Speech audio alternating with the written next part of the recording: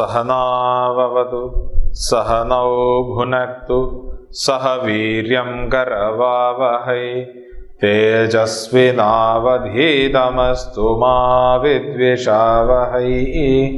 ओम शांति शांति शांति। हरिः ओम श्री गुरुभ्यो नमः। हरिः ओम। ओम समस्त जन कल्याणे निरतं करुणामयं नमामि चिन्मयं देवं सद्गुरुं ब्रह्म विद्वरम्।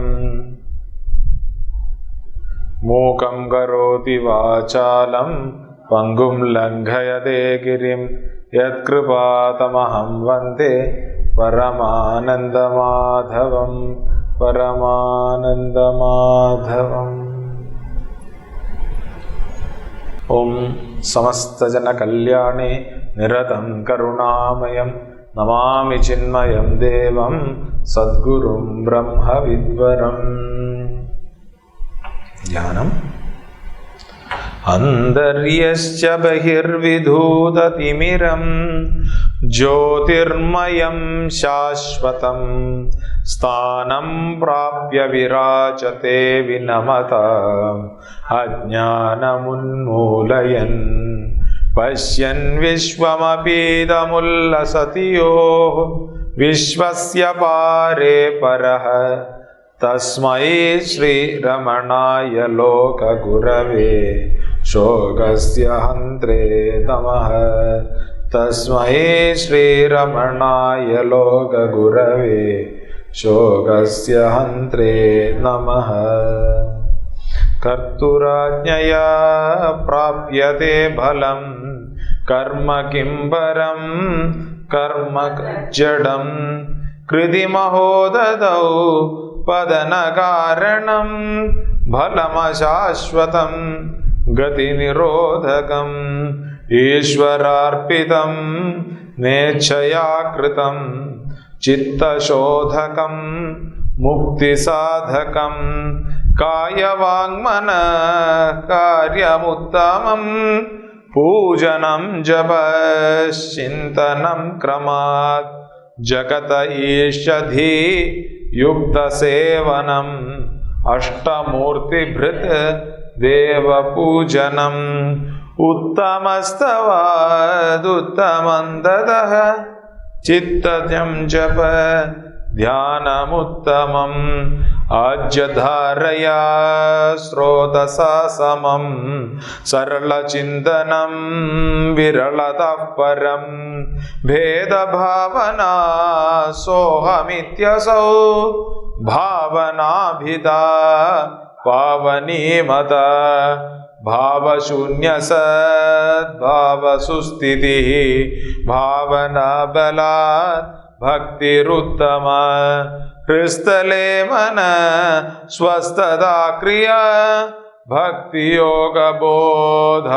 निश्चितं वायुरोधनात् लीयते मनः जालपक्षिवद्रोधसाधनं चित्तवायव चित्क्रियायुधा शाखयोर्द्वयी शक्तिमूलका लयविनाशने उभयरोधने लयगतं पुनर्भवति नो मृतं प्राणबन्धनात् लीनमानसम् एकचिन्तनात् नाशमेत्यतः नष्टमानसोत्कृष्टयोगिनः कृत्यमस्ति किं स्वस्तितिं यतः दृश्यवारितं चित्तमात्मनः चित्वदर्शनं തത്വദർശനം ചിത്തദർശനം തത്വദർശനം. അടുത്ത പ്രാവശ്യം നമ്മൾ 5ാമത്തെ ശ്ലോകം അല്ലേ വായിക്കുന്നത്. ഇനി 5 കുറയ്ക്കും നമ്മൾ. നമ്മളെന്താ കണ്ടത്? ഉപദേശസാരം ജ്ഞാനമാർഗത്തിലേക്ക് എത്തിയെന്നാണ്. അതിനു മുമ്പ് മനോലയം മനോനാശമാണെന്ന്, മനോലയം മനോനാശം 2 കാര്യങ്ങളുണ്ടെന്ന് കണ്ടു. മനോലയം പ്രാണായാമം, മനോലയം തിരിച്ചു വരാത്ത മനസ്സിനെ അവസ്ഥ. യോഗിയുടെ അവസ്ഥ കണ്ടു. അദ്ദേഹത്തിന് ഡ്യൂട്ടി ഇല്ല, കാര്യം അദ്ദേഹം പൂർണ്ണനാണ് എന്ന് അദ്ദേഹത്തിന് ബോധ്യമുണ്ട്. 2 അവിദ്യാകാമകർമ്മങ്ങൾ എന്ന് പറയുന്ന ആ ഒരു അവിഘ്ന അല്ലെങ്കിൽ ആ ഒരു അനർഘ പരമ്പര ഇല്ല, അദ്ദേഹത്തിന് ഡ്യൂട്ടി ഇല്ല, കാര്യം അദ്ദേഹം ഒന്നുമായിട്ട് ഐഡന്റിഫൈ ചെയ്യുന്നില്ല. പിന്നെ പ്യൂരിഫൈ ചെയ്യേണ്ട കാര്യമില്ല, അദ്ദേഹം ഏറ്റവും ശുദ്ധനാണ്, വിമലനാണ്. അതുകൊണ്ട് എന്താ, അദ്ദേഹത്തിന് പ്യൂരിഫിക്കേഷന് വേണ്ടിയിട്ട് കർമ്മം ചെയ്യേണ്ട. ഇല്ലെങ്കിൽ പറയും എന്താ കർമ്മണ ജായതേ ചിത്തശുദ്ധി, കർമ്മം കൊണ്ട് ചിത്തശുദ്ധി ഉണ്ടാകുന്ന. അപ്പോൾ അങ്ങനത്തെ ചിത്തശുദ്ധിയുടെ ഒന്നും ആവശ്യമില്ല അദ്ദേഹത്തിന്, കാര്യം അദ്ദേഹം പൂർണ്ണനാണ്, അദ്ദേഹം ശുദ്ധനാണ്. ഓക്കെ. പിന്നെ വിഷൻ ഓഫ് റിയാലിറ്റി കണ്ടു നമ്മൾ ഇന്നലെ. എന്താ അത്? ദൃശ്യത്തിൽ നിന്ന് നമ്മൾ പിൻവലിച്ചാൽ, ദൃശ്യം എന്ന് പറഞ്ഞാൽ ആ കാണുന്നതിൽ നിന്ന്, ഒബ്ജക്റ്റിൽ നിന്ന് നമ്മൾ മനസ്സിനെ പിൻവലിച്ചാൽ മനസ്സ് ആ സ്വയം ആത്മചൈതന്യം തന്നെയാണ്. അപ്പം അതൊന്ന് ഫൈൻ ട്യൂൺ ചെയ്യേണ്ടി വരും, ഇല്ലെങ്കിൽ തെറ്റിദ്ധരിക്കപ്പെടും. മനസ്സ് ഉറങ്ങിക്കഴിയുന്ന സമയത്ത് പിന്നെ അവിടെ ആത്മചൈതന്യം മാത്രമേ നിൽക്കുന്നുള്ളൂ. ഇതങ്ങനല്ല, ഇത് തന്നെയാണ് തത്വദർശനം. അങ്ങനെ കാണുന്നത്. അപ്പോൾ അവിടെ നമ്മൾ മനസ്സെന്താണ് എന്ന് കണ്ടു. എന്താ മനസ്സ്? ഫ്ലോ ഓഫ് തോട്ട്സ് ആണ് എന്ന് കണ്ടു. ഈ തോട്ട്സ് എന്താണെന്ന് കണ്ടു. അത് അവെയർനെസ് പ്ലസ് ഒബ്ജക്റ്റ് ആണ്. അതായത് ചൈതന്യം പ്ലസ് വസ്തുക്കൾ, ഇത് 2 കൂടെ ചേർന്നിട്ടാണ്. ഇവിടെ ആ ചൈതന്യം മാത്രം നിലനിൽക്കും എപ്പോ നമ്മൾ വസ്തുക്കളിൽ നിന്ന് മനസ്സിനെ പിൻവലിച്ചാൽ. ഓക്കെ, ഇതാണ് രമണ മഹർഷി പറയാം. അതായത് വളരെ സിമ്പിൾ മാത്തമാറ്റിക്സ് ആണ് എന്നാൽ അങ്ങനെ എളുപ്പം പറയാനും പറ്റത്തില്ല. കാര്യം നമുക്ക് തെറ്റിദ്ധാരണ ഉണ്ടാകാനും പാടില്ല. അതായത് മനസ്സ് ചൈതന്യം തന്നെയാണ്. പക്ഷേ ഈ ചൈതന്യത്തിനെ അന്ധക്കരണം കൊണ്ട് ലിമിറ്റ് ചെയ്യുന്നതാണ് മനസ്സ്. ഓക്കെ, ഇതായിരുന്നു നമ്മൾ ഇന്നലെ കണ്ടുകൊണ്ടിരുന്നത്. അതായത് നമ്മുടെ മനസ്സെന്താണ്? ചൈതന്യം തന്നെയാണ്. ആ ചൈതന്യത്തിനെ അന്ധക്കരണം കൊണ്ട് ലിമിറ്റ് ചെയ്യുന്ന സമയത്ത് അതെന്താണ്? അത് മനസ്സല്ലാതായി മാറും. പിന്നെ അത് മനസ്സായി മാറും, ചൈതന്യം അല്ലാതായി മാറും. ഓക്കെ, ഇവിടെ നമ്മൾ കണ്ട ഒരു കാര്യം, ഈ മനസ്സിനെയും നമുക്ക് ഒബ്ജക്റ്റിഫൈ ചെയ്യാൻ പറ്റും. എപ്പോഴാണോ ഞാൻ മനസ്സിനെയും ഒബ്ജക്റ്റിഫൈ ചെയ്യുന്നത്, ആ സമയത്ത് ആ മനസ്സും ഇല്ലാതെയാകും. ഇതാണ് നമ്മൾ കണ്ടത്. ഇവിടം വരെയാണ് നമ്മൾ വന്നത്. ഇനി നമ്മൾ ജ്ഞാനമാർഗത്തിലേക്ക് കടക്കുകയാണ് എന്ന് പറഞ്ഞു. അപ്പം എന്താ ജ്ഞാനമാർഗം? സാമാന്യ ഒരു രീതിക്ക് ജ്ഞാനമാർഗം എന്നുള്ളത് അറിവ് എന്നാണല്ലോ. അപ്പം എന്തറിവാണ്? നമ്മൾ യഥാർത്ഥത്തിൽ ആരാണെന്നുള്ള അറിവ്. അതാണ് ഈ ആചാര്യന്മാർ പല രീതിയിൽ പറഞ്ഞു വെച്ചുകൊണ്ടിരിക്കുക. നമ്മൾ ഈ പണ്ട് 8ലാണോ 9ലാണോന്ന് അറിയത്തില്ല, ഒരു സർക്കിളിൻ്റെ അതിൻ്റെ സെൻറ്റർ കണ്ടുപിടിക്കുന്നത് എങ്ങനെ സർക്കിളിൻ്റെ സെൻറ്റർ കണ്ടുപിടിക്കുന്നത്? നാർക്ക് വെട്ടു ഇല്ലേ?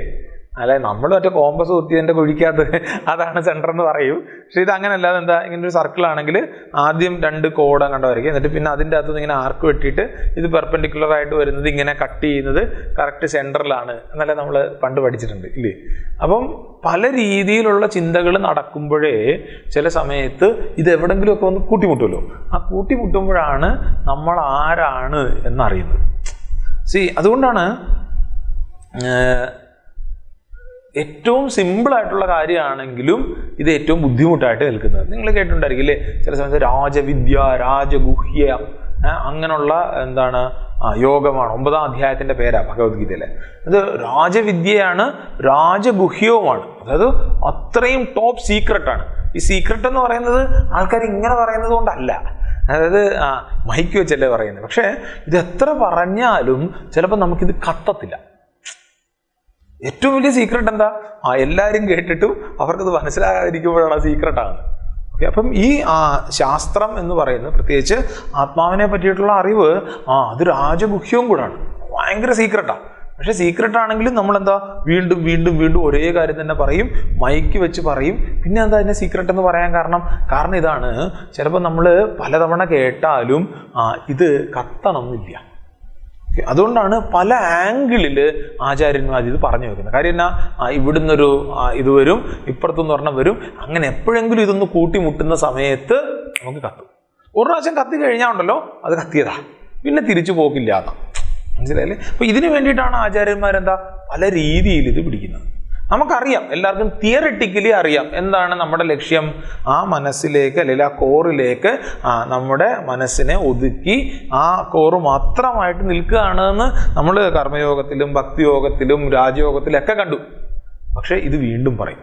ഇതിനെ ഇനി വേറൊരു ലോജിക്കിൻ്റെയും അല്ലെങ്കിൽ വേറെ ഉപകരണങ്ങളിലെയൊക്കെ സഹായത്തോടുകൂടി പറയും. അപ്പം ഇവിടെ ജ്ഞാനയോഗം അല്ലെങ്കിൽ വിചാരമാർഗത്തിൽ എന്താണ് പറയുക, ഇത്ര നേരം പറഞ്ഞുകൊണ്ട് വന്ന ആ മനസ്സിനെ പിടിക്കത്തില്ല, ആ മനസ്സിനെ കളഞ്ഞേക്കാൻ പറയും. പിന്നെ മിച്ചമുള്ളത് എന്താ, അതാണ് ആത്മാവ് എന്ന് മനസ്സിലാക്കൂ എന്ന് പറയും. എങ്ങനെയാണ് നമ്മൾ കാണുവേ.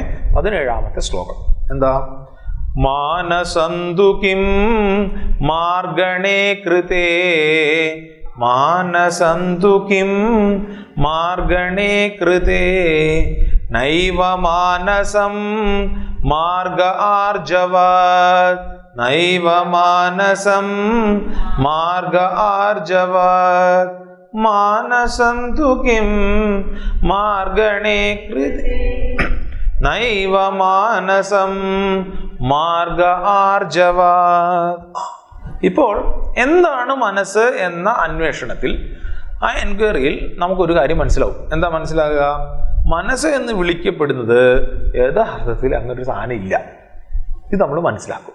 ഈശ്വര, അപ്പം ഇത്ര നേരം പറഞ്ഞുകൊണ്ടിരുന്നത് അങ്ങനെ, അതായത് ആ അന്വേഷണം കൃത്യമായാൽ എന്താണ് മനസ്സ് എന്ന് നമ്മൾ അറിയുന്ന സമയത്ത് ഇതൊന്നുമില്ല എന്ന് നമുക്ക് മനസ്സിലാവും. ഓക്കെ, എന്നിട്ട് ഇല്ലാത്തതാണ് എന്ന് മനസ്സിലാവും. അപ്പോ അത് ഭഗവാൻ രമണ മഹർഷി പറയാണ് മാർഗ ആർജവാത്.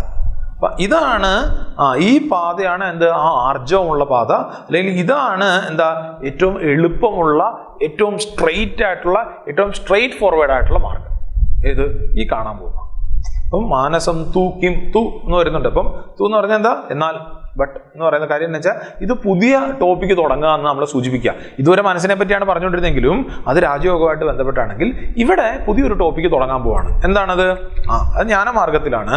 മനസ്സ് എന്താണെന്ന് വിചാരം ചെയ്യുമ്പോൾ, ചിന്തിക്കുന്ന സമയത്ത് മനസ്സ് സത്യത്തിൽ ഇല്ല എന്നറിയും.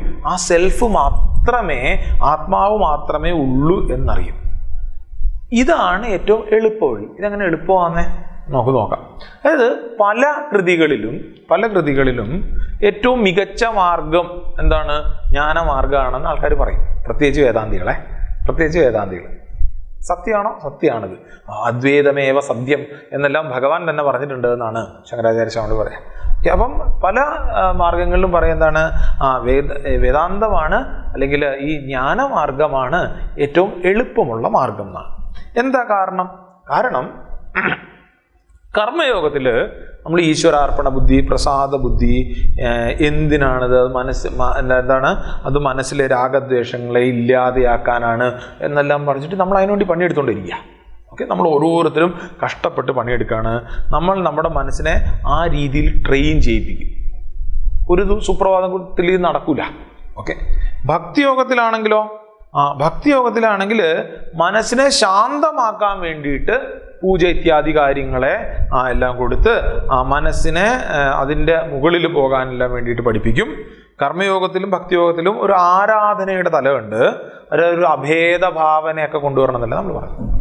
ഇനി അഷ്ടാംഗയോഗത്തിലോ, ഇവിടെയും മനസ്സിനെ നിശ്ചലമാക്കി ഏകചിന്തനം നൽകുക, അഭേദ ഭാവന കൊണ്ടുവരിക എന്നുള്ളതൊക്കെ തന്നെയാണ്. അതായത് മൂന്നിടത്തും ഈ മനസ്സ് വിഷയമാണ്. മനസ്സാണ് വിഷയം, മനസ്സ് പ്രശ്നമാണ്. അപ്പം ഇതിൻ്റെ അകത്ത് ശ്രദ്ധിക്കേണ്ട ഒരു കാര്യം, നിങ്ങൾ ആരെങ്കിലും മറ്റേ ഭൂതത്തിൻ്റെ കഥ കേട്ടിട്ടുണ്ടോ? ഏത് ഭൂതം? കുറേ ഭൂതത്തിൻ്റെ കഥ കേട്ടിട്ടുണ്ടത്. അതായത് ഒരു കർഷകന് ഒരു ഭൂതത്തിനെ കിട്ടിയെന്നാണ്. ഓക്കെ, രസകരമായിട്ടുള്ള കഥയാണ്. അതായത് ഇത് എത്ര നേരം വേണമെങ്കിലും എനിക്ക് പറയാം, പക്ഷെ പെട്ടെന്ന് പറയാം. അതായത് ഒരു കുടത്തിൻ്റെ അകത്ത് കങ്ങേർക്കം തട്ടി നിധിയാണെന്ന് തുറന്നപ്പോഴത്തേക്ക് ഒരു ഭൂതമാണ്.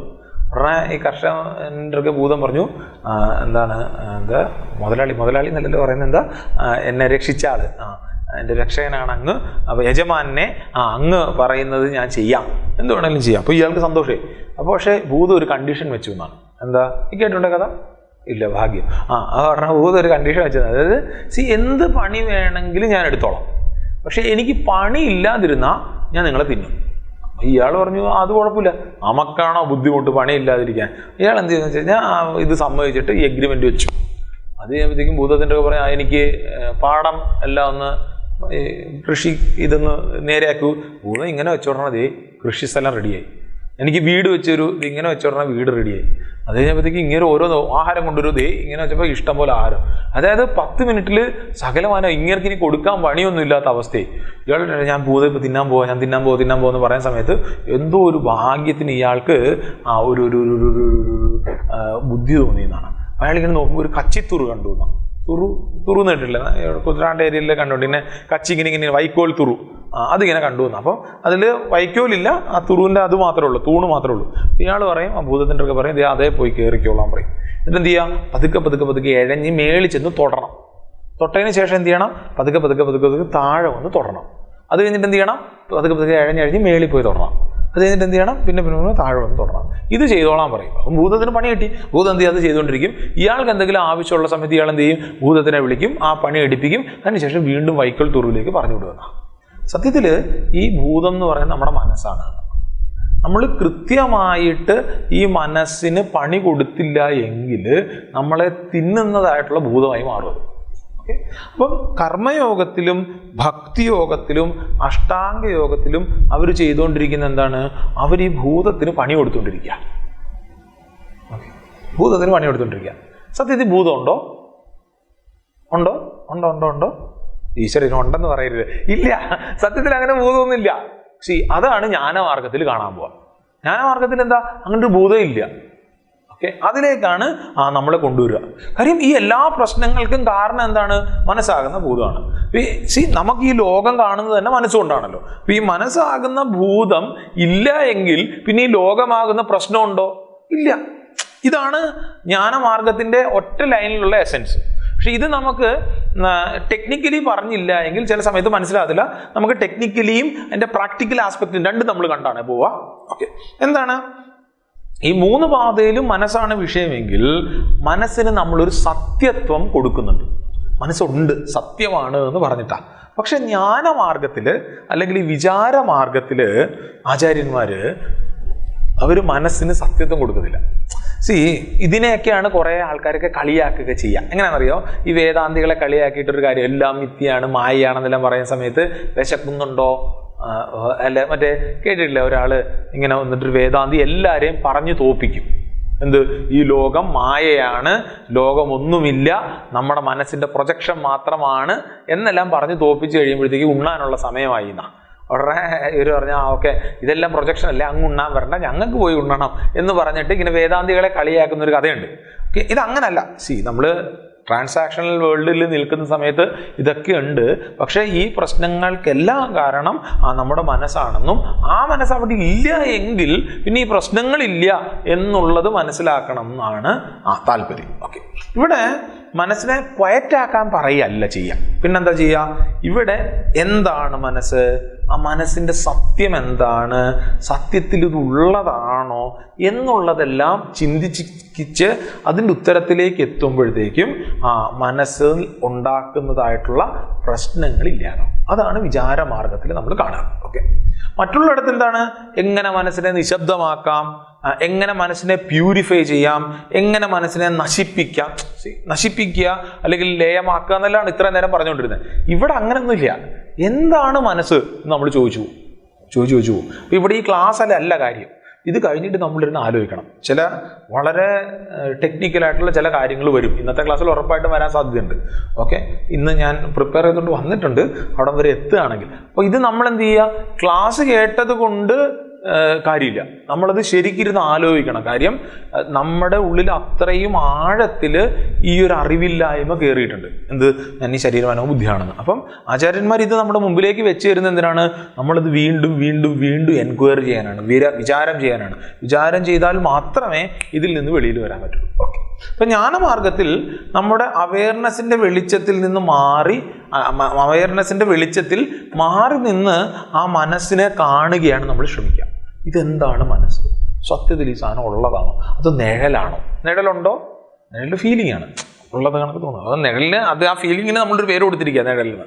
ഓക്കെ, അങ്ങനെ നമ്മളിത് മാറി നോക്കി എന്ന് കാണുകയാണ്. ഓക്കെ, അപ്പം നമ്മൾ ശ്രദ്ധിക്കാൻ തുടങ്ങിയാൽ എന്താ, ഇത് അടങ്ങും, ഇത് ഒതുങ്ങും. ഇപ്പോൾ കേട്ടിട്ടില്ലേ, പണ്ട് ആൾക്കാർ പറയുന്ന ഒരു പട്ടിയുണ്ട്, ഇങ്ങനെ ഓടി നടക്കും. നമ്മളെ പട്ടിയെ സൂക്ഷിച്ച് നോക്കി കഴിഞ്ഞാൽ പട്ടി നമ്മളിങ്ങനെ തിരിച്ചു നോക്കും.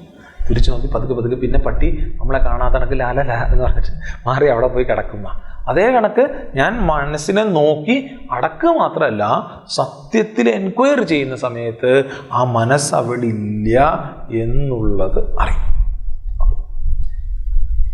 എന്താണ് മനസ്സ്? ഇനി ഫ്ലോ ഓഫ് തോട്ട്സ് പിടിച്ചോണ്ട് വരരുതേ, വേറെ രീതിയിലാണ്. ഓക്കെ, എന്താ മനസ്സ്? എന്താ മനസ്സിന്റെ സത്ത എന്താണ്? സത്ത എന്ന് പറഞ്ഞാൽ അങ്ങനെ കേട്ടിട്ടുണ്ടോ? സത്ത് ചിത്ത് എന്നെല്ലാം കേട്ടിട്ടില്ലേ? അല്ലെങ്കിൽ സത്ത് അസത്ത് എന്നെല്ലാം കേട്ടിട്ടുണ്ടോ? അപ്പൊ പിന്നെ നമ്മളെ പിള്ളേരെ വിളിക്കത്തില്ല, എടാ അസത്തെ എന്ന് വിളിക്കത്തില്ലേ? വിളിക്കൂ. സത്യം പറഞ്ഞാൽ എടാ അസത്തെ നല്ല പിള്ളേരെ വിളിക്കണ്ട, പിള്ളേരൊക്കെ സത്താണ് എന്നാണ്, നമ്മളൊക്കെ സത്സ്വരൂപികളാണ് എന്നാണ്. അപ്പം സത്ത് എന്ന് പറഞ്ഞാൽ എന്താ? ആചാര്യന്മാർ പറയും ത്രികാലേപി തിഷ്ഠതീതി സത്ത്. അതായത് എല്ലാ കാലത്തും ഒരേപോലെ നിൽക്കുന്നതാണെന്ത്? സത്ത്. എല്ലാ കാലത്തും ഒരേപോലെ നിൽക്കുന്നത് സത്ത്. അസത്ത് എന്താ? അസത്ത് എന്താ? ഒരു കാലത്തും ഇല്ലാത്തത്, അതാണ് അസത്ത്. സത്ത് എല്ലാ കാലത്തും നിൽക്കുന്നതും അസത്ത് ഒരു കാലത്തും ഇല്ലാത്തത്. അങ്ങനത്തെ എന്തെങ്കിലും ഉണ്ടോ? സാധാരണ ഇവർ പറയുന്നത് മുയലിൻ്റെ കൊമ്പ്, അത് ഒരു കാലത്തും ഇല്ല. നമ്മൾ വെറുതെ ഒരു വാക്കായിട്ട് പറയുന്നതാണ്, മുയലിന് കൊമ്പുണ്ട് എന്ന് പറയുന്നതാണ്. ഓക്കെ, അതല്ലെങ്കിൽ ആകാശ പുഷ്പം, ഇതൊക്കെയാണ് സാധാരണ രീതിയിൽ എന്ത് ആചാര്യന്മാർ പറയുന്ന ഉദാഹരണം. അപ്പം സത്തുണ്ട്, അസത്തുണ്ട്. മനസ്സ് സത്താണോ? മനസ്സ് എല്ലാ കാലത്തും ഉണ്ടോ? ഇല്ല. അവിടാണ് മനസ്സ് എല്ലാ കാലത്തും ഇല്ല. എല്ലാ കാലത്തും ഇല്ല. നമ്മൾ എൻക്വയറി ചെയ്യുന്ന സമയത്ത് അല്ലെങ്കിൽ നമ്മൾ ഉറങ്ങുന്ന സമയത്ത് പോലും മനസ്സില്ല അവിടെ. അപ്പോൾ മനസ്സ് എല്ലാ കാലത്തും ഉണ്ടെന്ന് പറയാൻ പറ്റത്തില്ല, സത്തല്ല. ഇനി അതായത് സത്ചേത് ന ബാധ്യത, അതായത് സത്താണെങ്കിൽ ഒരിക്കലും അത് ബാധിക്കപ്പെട്ടു പോലും, ഇല്ലാതായി പോവില്ല. ഇനി മനസ്സ് അസത്താണോ? അസത്താണോ മനസ്സ്? അല്ല. ഇപ്പൊ നമുക്ക് മനസ്സില്ലേ? ഇപ്പൊ നമുക്ക് മനസ്സുള്ളത് കൊണ്ട് തന്നെ മനസ്സ് അസത്വമല്ല. അപ്പം സത്വമല്ല മനസ്സ്, അസത്വമല്ല. അങ്ങനെയാണെങ്കിൽ മനസ്സെന്താ? അതിനെയാണ് ഇവർ പറയുക മിഥ്യയാണ് എന്ന് പറയാം. മിഥ്യ എന്ന് പറഞ്ഞാൽ എന്താ? പല അർത്ഥങ്ങൾ ഇവർ പറയും. ഉള്ളത് ഇല്ലാതാകുന്നത് എന്ന് പറയാം. അതല്ലെങ്കിൽ ജ്ഞാനേന ബാധിതം. എപ്പോഴാണോ അറിവ് കിട്ടുന്നത്, ആ അറിവ് വരുന്ന സമയത്ത് ഇല്ലാതെയാകുന്നതിനെയാണ് മിഥ്യ എന്ന് പറയുക. നമ്മൾ ലോകത്തിനെ അസത്തെന്നാണോ വിളിക്കുക? ലോകം മിഥ്യയാണെന്നാണോ പറയുക? മിഥ്യ എന്നാണ് പറയുക. കാര്യം എന്നാ? ഇപ്പൊ ലോകമുണ്ട്, പക്ഷെ യഥാർത്ഥ അറിവ് ലഭിക്കുന്ന സമയത്ത് എന്ത് പറ്റും? ലോകം ഇല്ലാതാവും. നമ്മുടെ ആചാര്യന്മാർ എത്ര ഗംഭീരന്മാരാണെന്നറിയാവോ? ഇത് നമുക്ക് മനസ്സിലാകാത്തതിന്റെ പ്രശ്നമാണ്. എന്താണെന്നറിയാവോ? ശിവൻ എത്ര കണ്ണുണ്ട്? 3 കണ്ണ്. ഓക്കെ, ഈ 3ാമത്തെ കണ്ണ് തുറന്നാൽ എന്ത് പറ്റും? നമ്മുടെ ഒരൊറ്റ അടിയ എന്തൊരു, ഒരാൾ പറഞ്ഞു ഭസ്മം എന്ന് പറഞ്ഞു, വേറൊരാൾ പറഞ്ഞു തീ വരുമെന്ന് പറഞ്ഞു. 3ാമത്തെ കണ്ണ് എന്ത് കണ്ണാ? തൃക്കണ്ണാണ്, ജ്ഞാനക്കണ്ണാണ് എന്നാണ് പറയാ. ജ്ഞാനക്കണ്ണാണ്. അതായത് നമ്മൾ വിഷ്വലൈസ് ചെയ്ത് വെച്ചേക്കുന്നതും സീരിയലുകാർ നമ്മുടെ മുമ്പിലേക്ക് വെച്ചേക്കുന്ന സാധനം എന്താ? കണ്ണിങ്ങനെ തുറങ്ങുമ്പോൾ ഒരു പൂക്കുറ്റി കിടക്കുന്ന ഒരു സാധനം അതിൻ്റെ അകത്ത് ഇങ്ങനെ വരും, വന്നിട്ടെല്ലാം കത്തിപ്പോകുന്ന ഇല്ലേ? സത്യത്തില് ഇവിടെ എന്ത് താല്പര്യം? ഇതാണ്. അതായത് യഥാർത്ഥ അറിവ് വരുന്ന സമയത്ത് ഈ കാണുന്നതൊക്കെ ഇല്ലാതാവും. ഇല്ലാതാവെന്ന് പറഞ്ഞാൽ ഇങ്ങനെ ഇല്ലാതാവുന്നല്ല, പിന്നെ എന്താണ്? ഇതല്ല സത്യം എന്നറിയും. എന്താ? ശിവൻ കത്തിച്ചു കളഞ്ഞതിനെ ആരെയാണ്? കാമദേവനെ. അതായത് എനിക്ക് അറിവുണ്ടാകുന്ന സമയത്ത് എൻ്റെ ഉള്ളിലെ ആഗ്രഹങ്ങൾ ഇല്ലാതെയാവും. നമ്മൾ ഇന്നലെ അതല്ലേ കണ്ടുകൊണ്ടിരുന്നത്? അവിദ്യ കാമ കർമ്മം. ഈ അവിദ്യ ഉള്ളത് കൊണ്ടാണ് കാമം ഉണ്ടാകുന്നത്. അവിദ്യ ഇല്ലെങ്കിൽ എന്ത് പറ്റും? കാമം ഇല്ലാതായി പോകും. അപ്പം കാമദേവനെ ആര് കത്തിച്ചു കളഞ്ഞു? ശിവൻ കത്തിച്ചു കളഞ്ഞു. ദേഷ്യമായിട്ട് ഇങ്ങനെ നോക്കി. ഇല്ല, എന്താ? ആ ജ്ഞാനത്തിന്റെ ദൃഷ്ടി തുറക്കുന്ന സമയത്ത് ആഗ്രഹം ഇല്ലാതാവും. മനസ്സിലാവുന്നുണ്ടോ എങ്ങനെയാണ് അവർ ആ കാര്യത്തിനെ സിംബോളൈസ് ചെയ്ത് വെച്ചിരിക്കുന്നത് നമ്മുടെ ആചാര്യന്മാർ? ഓക്കെ, ഇവിടെ സത്യം അസത്വമല്ലാത്ത ഈ മനസ്സ് മിഥ്യയാണ് എന്ന് മനസ്സിലാക്കുക. എപ്പോഴാണ് മിഥ്യ, ഫോൾസ് ആയിട്ടുള്ള കാര്യം മാറുന്നത്? സത്യമായിട്ടുള്ള അറിവ് വരുന്ന സമയത്ത് ആ മിഥ്യ ഇല്ലാതാവും. മനസ്സിനെ ഇല്ലാതാക്കാൻ പറ്റും. എങ്ങനെ പറ്റും?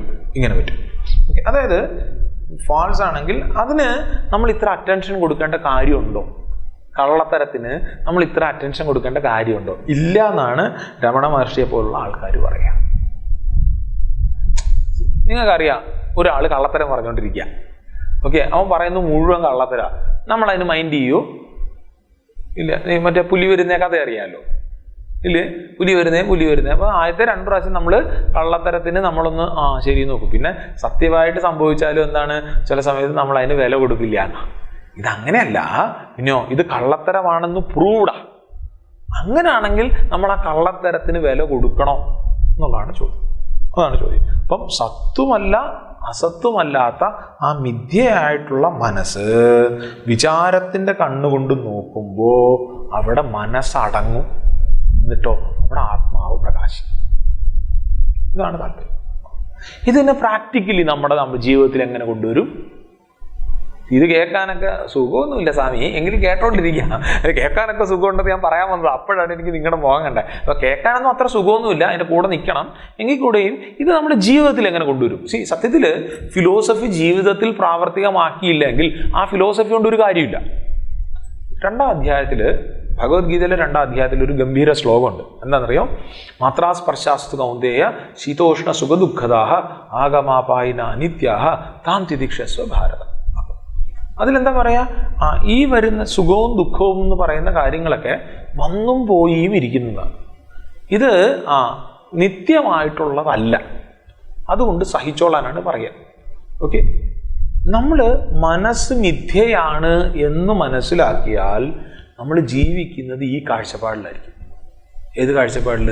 ഈ വരുന്ന പ്രശ്നങ്ങൾ അത് സ്ഥിരമായിട്ട് എന്നെ ബുദ്ധിമുട്ടിപ്പിക്കാനുള്ള പ്രശ്നങ്ങളല്ല. എനിക്ക് ചില സന്തോഷങ്ങളൊക്കെ, കുത്തിമറിയേണ്ട സന്തോഷങ്ങളൊക്കെ വരുന്നുണ്ടായിരിക്കും. ഇതും എത്ര കാലം ഉണ്ടാകും എന്ന് ചിലപ്പോൾ നമുക്കറിയത്തില്ല. അതുകൊണ്ട് എന്താ, കൂടുതൽ അതിൻ്റെ അകത്ത് കയറി അങ്ങ് ഉൾപ്പുളകം കൊള്ളേണ്ട കാര്യമൊന്നുമില്ല. കുറച്ച് കഴിയുമ്പോൾ ഇതെല്ലാം ഇട്ടേച്ച് പോവുമായിരിക്കും. ഈ ഒരു ബോധ്യത്തിലാണ് ഞാൻ ഈ ലോകത്തിൽ ജീവിക്കുന്നത് എങ്കിൽ എന്നെ ഞെട്ടിക്കാൻ പറ്റില്ല ആർക്കും. നീ ഞെട്ടിക്കാൻ പറ്റത്തില്ല. നമ്മൾ ആരുടെയെങ്കിലും മരണമൊക്കെ കണ്ടിട്ട് കേട്ടിട്ട് ഞെട്ടിയിട്ടുണ്ടോ? ഉണ്ട്. നമ്മൾ ഒട്ടും പ്രതീക്ഷിക്കാത്ത വളരെ പ്രായം കുറഞ്ഞ ഒരു പയ്യൻ മരിച്ചു, ഞെട്ടി, വേദന കൂടുതലാണ്, ആണോ അല്ലയോ? നേരെ മറിച്ച് വർഷങ്ങളോളം വയ്യാതെ കിടക്കുന്ന നമ്മുടെ സ്വന്തം അമ്മ വർഷങ്ങളോളം അവിടെ കിടക്കുക. ഒരു ദിവസം മരിക്കുന്ന സമയത്ത് നമുക്ക് എന്തായിരിക്കും? ഒരു സമാധാനം. അറിയാം, അവരും കഷ്ടപ്പെട്ടിട്ടില്ല, നമ്മുടെ കഷ്ടപ്പാട് മാറി. അതിനേക്കാൾ ഉപരി എന്താ, നമ്മൾ പ്രിപ്പയർഡാണ് ആ മരണത്തിന്. മനസ്സിലായില്ലേ? ഈ ലോകത്തിലെ സുഖത്തിനും ദുഃഖത്തിനും നമ്മൾ പ്രിപ്പയർഡ് ആണ് എങ്കിൽ ഈ ലോകത്തിന് നമ്മളെ ഞെട്ടിക്കാൻ പറ്റത്തില്ല, വിഷമിപ്പിക്കാൻ പറ്റില്ല. ഈ മനസ്സ് മിഥ്യയാണ് എന്ന് മനസ്സിലായാൽ, ഈ മനസ്സുണ്ടാക്കുന്ന പ്രശ്നങ്ങളൊക്കെ മിഥ്യയാണ് എന്ന് മനസ്സിലാകുന്ന സമയത്ത് ആ പ്രശ്നങ്ങൾക്കൊന്നും നമ്മളെ ഞെട്ടിക്കാൻ പറ്റത്തില്ല. ഇതിനൊക്കെ എത്താൻ പറ്റുന്ന ഒരു ലെവലുണ്ട്. ഏകദേശം ധാരണ മനസ്സിലായില്ലേ? ഈ രീതിയിലാണ് ആചാര്യന്മാർ അല്ലെങ്കിൽ മഹാത്മാക്കൾ എപ്പോഴും നിൽക്കുക. മനസ്സെങ്ങനെ സൂക്ഷിച്ച് നോക്കിക്കഴിഞ്ഞാൽ ഇല്ലാതാകുന്ന ഒരു കട്ടി എക്സാമ്പിൾ പറയാം. കട്ടി എക്സാമ്പിൾ ആലോചിക്കേണ്ട എക്സാമ്പിളാണ്. ഇത് കട്ടിയാണോ എക്സാമ്പിൾ? എക്സാമ്പിൾ കട്ടിയല്ല, നമ്മളത് മനസ്സിലാക്കേണ്ടത് ഒന്ന് ആലോചിക്കണം. അതായത് നമ്മൾ സ്ഥിരം പറയുന്ന എക്സാമ്പിളാണ് വേദാന്തത്തിലെ. ഒരു കയറിനെ നമ്മൾ പാമ്പായിട്ട് തെറ്റിദ്ധരിച്ചു. എല്ലാവർക്കും അറിയാമല്ലോ. ഈ പാമ്പ് എപ്പോഴാണ് ഇല്ലാതാവുന്നത്? വെളിച്ചം വരുമ്പോഴാണ് നമ്മൾ പറയുന്നത്. അതിനേക്കാൾ ഉപരി നമ്മൾ ശ്രദ്ധിച്ചു നോക്കുമ്പോഴാണ്. വെളിച്ചത്തിൽ നമ്മൾ ശ്രദ്ധിച്ചു നോക്കുമ്പോഴാണ് എന്ത്, ആ പാമ്പായിട്ട് തെറ്റിദ്ധരിച്ച കയറിലെ പാമ്പ് പോയിട്ട് കയറ് കൃത്യമായിട്ട് തെളിയുക. അപ്പം ഇതേ കാര്യമാണ് നമ്മൾ ചെയ്യേണ്ടത്. എന്തിന്? ഈ മിഥ്യയായിട്ടുള്ള മനസ്സിനെ കൃത്യമായിട്ട് ചെയ്യണം. രമണ മഹർഷി പറയാണ്, ഇത് മാർഗ ആർജവാത്, അതായത് സ്ട്രെയിറ്റ് ആണ്, ഡയറക്റ്റ് ആണ്. ഇത് ഡയറക്റ്റ് ആണ്. ഇതിൻ്റെ അകത്ത് മറ്റേ വളഞ്ഞ വഴി കാര്യങ്ങളൊന്നുമില്ല. ചിത്തശുദ്ധി ഉണ്ടാക്കിയിട്ട് കർമ്മയോഗം ചെയ്തിട്ട് ആ പരിപാടിയൊന്നുമില്ല. ജപം ചെയ്യൂ, ഉച്ച ജപം, മന്ദജപം, ചിത്തജൻ ജപം, അമ്മാതിരി പരിപാടിയൊന്നുമില്ല. ഡയറക്റ്റാ. എന്ത്? മനസ്സെന്താണെന്ന് നോക്കും. ഓക്കെ, 3 പാതകൾ മനസ്സിനെ അംഗീകരിക്കുന്ന പാതകളാണെങ്കിൽ ഈ വിചാരമാർഗത്തിൽ എന്താണ് മനസ്സ് എന്ന് ചോദിക്കാം. ഓക്കെ, എക്സിസ്റ്റൻസ് ഓഫ് മനസ്സിനെ തന്നെയാണ് നമ്മൾ ചോദ്യം ചെയ്യുന്നതെന്നാണ്. ഓക്കെ, അതിനാൽ തന്നെ ആ മനസ്സുകൊണ്ടുണ്ടാകുന്ന പ്രശ്നങ്ങൾ ശ്രദ്ധിച്ചോണേ. ഞാൻ ആ പാമ്പിന് സത്യത്വം കൊടുക്കുന്ന സമയത്ത് പാമ്പിനെ കണ്ടു ഞാൻ എന്ത് ചെയ്യും? ഞാൻ ഓടി നടക്കുക. എന്തിനാ? ഒരു വടിയെടുക്കാൻ. വടി കിട്ടുന്നില്ല. അപ്പോൾ എന്താ, വടിക്ക് വരെ ഒരു കമ്പി എടുത്തു. അപ്പോൾ ആ കമ്പി കിട്ടാത്തത് കൊണ്ട് കമ്പി എൻ്റെ കയ്യിൽ കൊണ്ട് മുറിഞ്ഞു, അല്ലെങ്കിൽ തല്ലിയ എന്താ ചാകത്തില്ലാത്ത കണക്കത്തെ എനിക്ക് വേറൊരു സാധനം കിട്ടി. ഇതൊക്കെ എനിക്ക് പ്രശ്നം ഉണ്ടാക്കിക്കൊണ്ടിരിക്കുക. സത്യം പറഞ്ഞതിനെല്ലാം കാരണം എന്താണ്, ആ കയറില് ആ പാമ്പിനെ ഞാൻ തെറ്റായിട്ട് കണ്ടതാണ്. അതുകൊണ്ടാണ് വടിയെടുക്കാൻ ഓടുന്നതും വടിയെടുക്കാൻ പോകുന്ന സമയത്ത് ഞാൻ തട്ടിമറിഞ്ഞ് വീഴുന്നതും ആ വടിയുടെ പ്രശ്നവും. ചില സമയത്ത് നമ്മൾ പറയും, അത് ചെറിയ പാമ്പല്ല കേട്ടോ, അത് മറ്റേ 8 അടി മൂർഖനാണ്, അതല്ലെങ്കിൽ പറയും രാജവമ്പലാണ്, അതിൻ്റെ അകത്തെ മറ്റേ ആ മാർക്ക് കണ്ടില്ലേ. സത്യം പറഞ്ഞാൽ അങ്ങനൊന്നും ഇല്ല. അതൊക്കെ നമ്മളെന്താണ് ഇമാജിൻ ചെയ്യുന്നതാണ്. ഓക്കെ, ഈ രീതിയിൽ നമ്മൾ നോക്കണം. ഇതുകൊണ്ട് ആചാര്യന്മാർ ഈ മാർഗത്തിനെ പറയുന്ന എന്താണ്, വിചാരമാർഗത്തിനെ പറയുക വിഹംഗമാർഗം എന്നാണ്.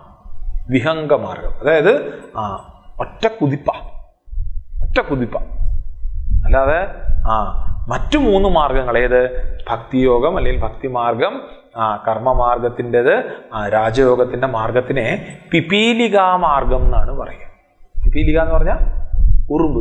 ഈ ഉറുമ്പ് കണ്ടിട്ടില്ല, ഇങ്ങനെ പതുക്കെ ചെറിയ ചെറിയ സ്റ്റെപ്പ് വെച്ച് നടക്കും, അല്ലെങ്കിൽ ചെറുതായിട്ട് കൂട്ടിയേർത്തി കൊണ്ടുവരുമെന്നാണ്. ബാക്കി 3 മാർഗങ്ങൾ നമ്മളെ ലക്ഷ്യത്തിലേക്ക് എത്തിക്കുമെങ്കിലും അത് പിപീലികാ മാർഗമാണ്. ഇങ്ങനെ നടന്ന് ഒരു ഉറുമ്പിന് അവിടുന്ന് നടന്ന് അവിടെ എത്തണമെങ്കിൽ എന്നാ സമയം എടുക്കില്ലേ. പക്ഷെ ഇത് ജ്ഞാനമാർഗം എന്താണ്, അത് വിഹംഗമാർഗമാണ്. അപ്പം ഒറ്റ ഫ്ലൈറ്റാ, ആ ഫ്ലൈറ്റിൽ അവിടെ എത്തും. എന്നിട്ടോ ഇത് ഉത്തമാധികാരികൾക്കുള്ളതാണ്. എന്നിട്ട് നമ്മൾ ഇതിലേക്ക് കടന്നു പോവാണ്. 18ാമത്തെ ശ്ലോകം. എന്താ 18ാമത്തെ ശ്ലോകം? വൃത്തയസ്ത്വഹം വൃത്തിമാശ്രിതാഃ വൃത്തയസ്ത്വഹം വൃത്തിമാശ്രിതാഃ വൃത്തയോ മനോ വിദ്യഹം മനഃ വൃത്തയോ മനോ വിദ്യഹം മനഃ വൃത്തയസ്ത്വഹം വൃത്തിമാശ്രിതാഃ വൃത്തയോ മനോ വിദ്യഹം മനഃ. എന്താണ് പറയാണ്? വൃത്തേഹ മനഃ. മനസ്സ് എന്നത് ചിന്തകളാണ്. അതല്ലേ നമ്മൾ ഇത്ര നേരം പറഞ്ഞുകൊണ്ടിരുന്നത്? ചിന്തകളുടെ ഒഴുക്കാണ് മനസ്സ്, ഫ്ലോ ഓഫ് തോട്ട്സ്. അതെ, വൃത്തേസ്ത്വഹം വൃത്തിമാസ്റ്റർ വൃത്തേഹ മനഃ. ഇപ്പോൾ ചിന്തകൾ മനസ്സിനെ ഉണ്ടാക്കുന്നു. മനസ്സ് എങ്ങനെ ഉണ്ടാകുന്നത്? പല പല ചിന്തകളോട് കൂടി. എല്ലാ ചിന്തകളും ഞാൻ ചിന്തയെ, എനിക്ക് എൻ്റെ സാധാരണ നമ്മൾ ഐ തോട്ട് എന്നാണ് ഇംഗ്ലീഷിൽ പറയുക. ഞാൻ എന്നുള്ള ആ ചിന്തയുണ്ടല്ലോ, ആ ചിന്തയെ ആശ്രയിച്ചിട്ടാണ് ഇരിക്കുന്നത്. അതിനാൽ തന്നെ ഞാൻ എന്ന ചിന്തയെ മനസ്സാണെന്ന് അറിയൂ. ഓക്കെ, അടുത്ത ലെവലിലേക്ക് രമണ മഹർഷി വരികയാണ്.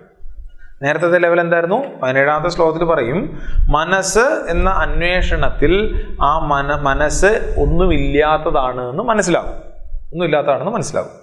ഓക്കെ, അതാണ് യഥാർത്ഥ തത്വദർശനം, ആത്മദർശനം. അത് അറിയുന്ന സമയത്ത് മിച്ചമായിട്ടുള്ള എന്താണ്?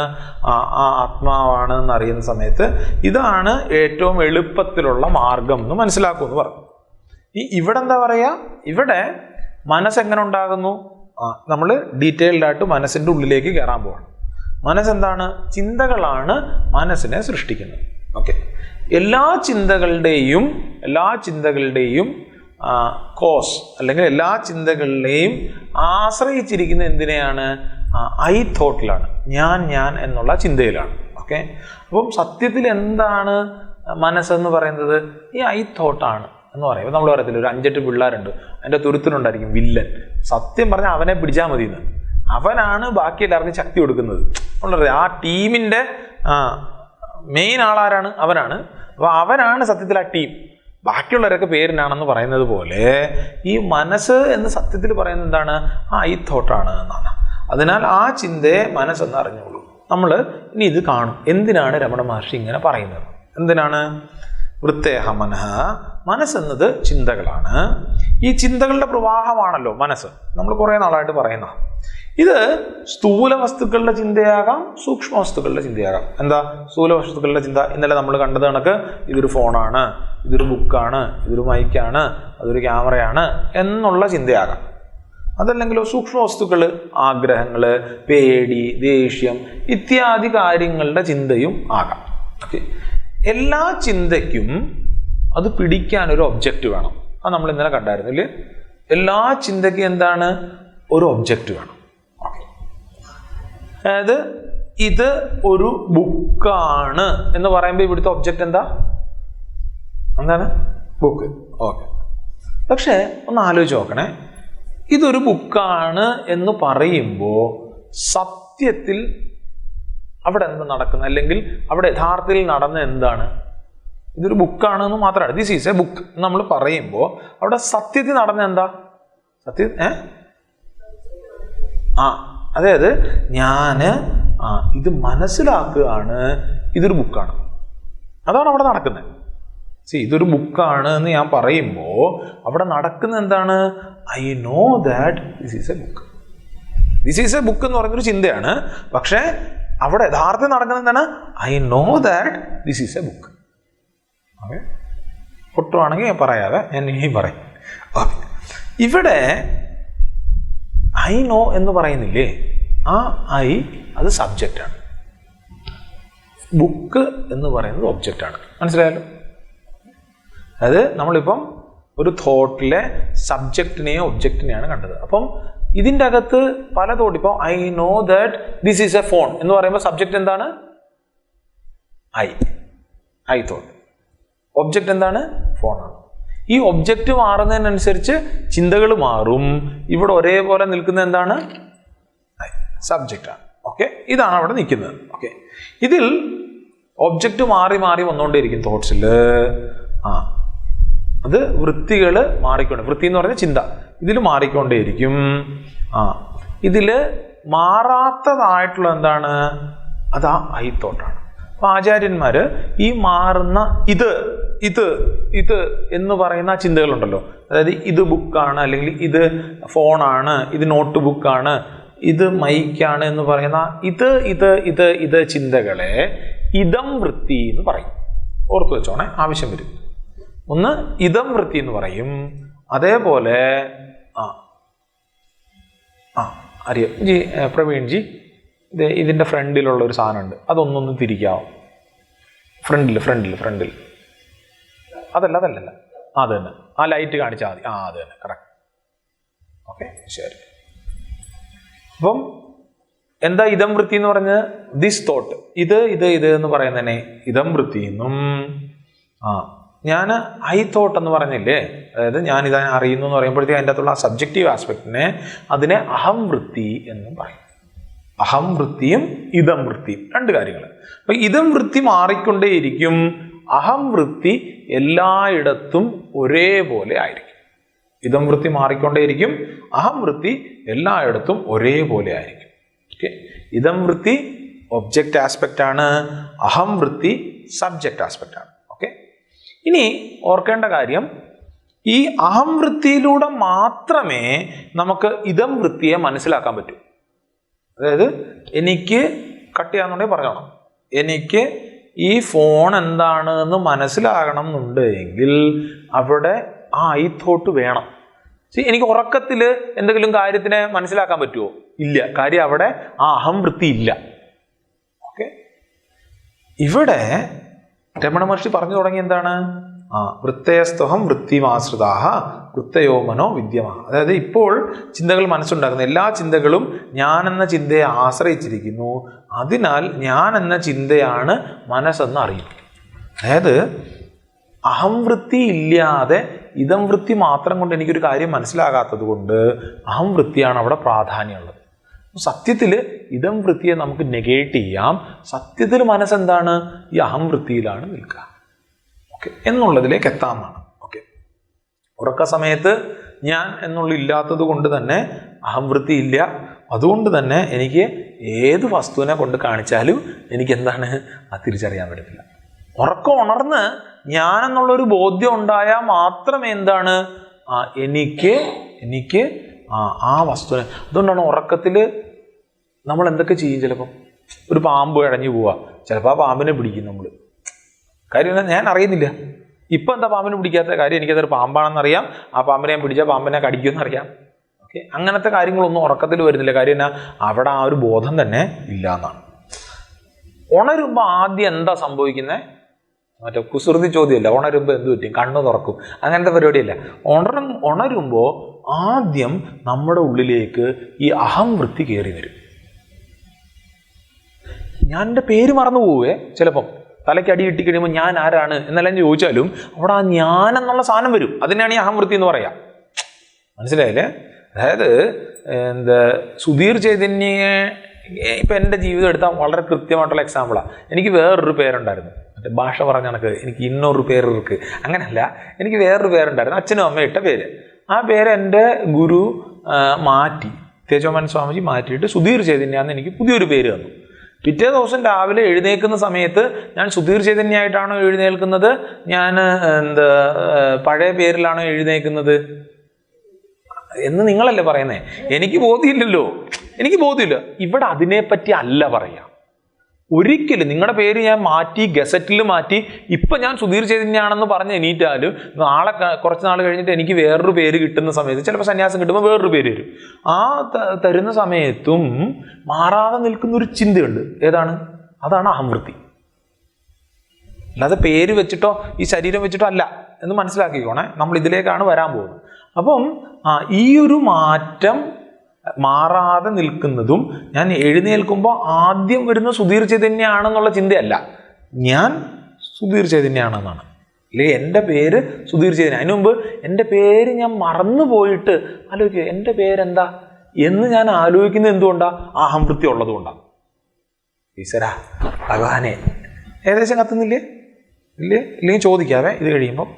അതായത് നമ്മൾ ഉണരുമ്പോൾ മിച്ചമുള്ളത്, അല്ലെങ്കിൽ ഉണരുമ്പോൾ ആദ്യം ഉണ്ടാകുന്ന അഹംവൃത്തിയും, ആ അഹംവൃത്തിയാണെന്ത്? ഈ ലോകത്തിനെ കാണുന്നത്. ഇന്നലെ സിനിമ കണ്ടിട്ടുണ്ടോ? ഇന്നലെ കണ്ടിട്ടുണ്ടോ എന്നല്ല, ഇന്നലെ എന്ന് പറഞ്ഞ സിനിമ. അതിൻ്റെ അകത്ത് ശോഭനയ്ക്ക് മറ്റേ ആക്സിഡൻറ്റിൽ തലയ്ക്ക് എന്താണ്ട് പ്രശ്നം പറ്റിയിട്ട് അവരാരാണെന്ന് തന്നെ മറന്നുപോകും. പക്ഷെ അവരിൽ അപ്പോഴും ഞാൻ എന്നുള്ള ഭാവമുണ്ട്. അവർക്ക് വേറെ കുറേ കാര്യത്തിന് ലോകത്തിനെയൊക്കെ അറിയാം, ആരാണെന്നുള്ളവർ മറന്നുപോയി. അവരുടെ അഡ്രസ്സ് അറിയത്തില്ല, അവർക്ക് കാര്യങ്ങളൊന്നും അറിയത്തില്ല. അവിടെ അഹംവൃത്തി ഉണ്ട്. അഹംവൃത്തി വന്നു കഴിയുമ്പോൾ, അതുണർന്നു കഴിയുമ്പോൾ ബാക്കി ഇതം വൃത്തിയും കൂടെ വന്നിട്ട് ഈ ലോകത്തിനെ നമ്മൾ എക്സ്പീരിയൻസ് ചെയ്യും. അപ്പം മനസ്സിൻ്റെ പ്രശ്നം പഠിക്കണമെന്നുണ്ട് എങ്കിൽ ഈ അഹം എന്താണ് എന്ന് ഞാൻ അറിയണം. അഹം, ഞാൻ തോട്ട് അതെന്താണ്, ഐ തോട്ട് അതെന്താണെന്ന് ഞാൻ അറിയണം. ഇപ്പം നാം എന്താ ചെയ്യുന്നത്? ഇപ്പം നമ്മൾ എന്താ ചെയ്യുന്നത്? BMAയുമായിട്ട് താതാത്മ്യം പ്രാപിച്ചിട്ട് ഞാൻ വിചാരിക്കും, എന്താണ് ഞാനെന്ന് പറയുന്നത്? ഞാൻ ഈ ശരീരമാണ്. അതുകൊണ്ട് എന്താ, എനിക്ക് കുടവയറുണ്ട്, എനിക്ക് വണ്ണുണ്ട്, അല്ലെങ്കിൽ മനസ്സുമായിട്ട് എനിക്ക് ഭയങ്കര ബുദ്ധിയുള്ള ആളാണ് ഞാൻ, ഭയങ്കര സ്നേഹമയനായിട്ടുള്ള ആളാണ് ഞാൻ. ഇതൊക്കെ പറയുന്നത് എന്തുമായിട്ട് ബന്ധപ്പെട്ടിട്ടാ? ഒന്നിൽ എൻ്റെ ശരീരവുമായിട്ട് ബന്ധപ്പെട്ടിട്ട്, മനസ്സുമായിട്ട് ബന്ധപ്പെട്ടിട്ട്, ബുദ്ധിയുമായിട്ട് ബന്ധപ്പെട്ടിട്ട്. അപ്പം ഈ അഹംവൃത്തിയും എന്താണ് ഇതിനെയും തിരിച്ചറിയണം. എന്തിനെ? രണ്ടിനെയും തിരിച്ചറിയണം. ഇതം വൃത്തിയെ നമ്മൾ തിരിച്ചറിഞ്ഞതിന് ശേഷം, തീരുവ ഭഗവാനെ? തീരും. ഓക്കെ. ഇതിനെ തിരിച്ചറിഞ്ഞതിന് ശേഷം നമ്മൾ മനസ്സിലാക്കും അഹംവൃത്തിയാണ് സത്യത്തിൽ മനസ്സ്. അതാണ് രമണ മഹർഷി പറയാ, അഹംവൃത്തിയെ നീ എന്താണ് മനസ്സാണെന്ന് തിരിച്ചറിയും. ഇനി നമ്മൾ എന്താ കാണാൻ പോകുന്നത്? ഈ അഹംവൃത്തി എന്താണെന്നാണ് കാണാൻ പോവുക. അപ്പോൾ പറയാം അഹംവൃത്തി മൊത്തത്തിൽ ഉഡായിപ്പാണ്. സത്യം പറഞ്ഞാൽ അങ്ങനൊരു സാധനം ഇല്ല. സാധനമുണ്ട്, പക്ഷെ അത് തെറ്റായിട്ടുള്ള ഒരു തോന്നലാണ് എന്നാണ് നമ്മൾ പറയാൻ പോവുക. 19ാമത്തെ ശ്ലോകം. അഹമയം കുതോ ഭവതി ചിൻവതഃ, അഹമയം കുതോ ഭവതി ചിൻവതഃ, ഐപതത്യഹം നിജവിചാരണം, ഐപതത്യഹം നിജവിചാരണം, അഹമയം കുതോ ഭവതി ചിൻവതഃ, ഐപതത്യഹം നിജവിചാരണം.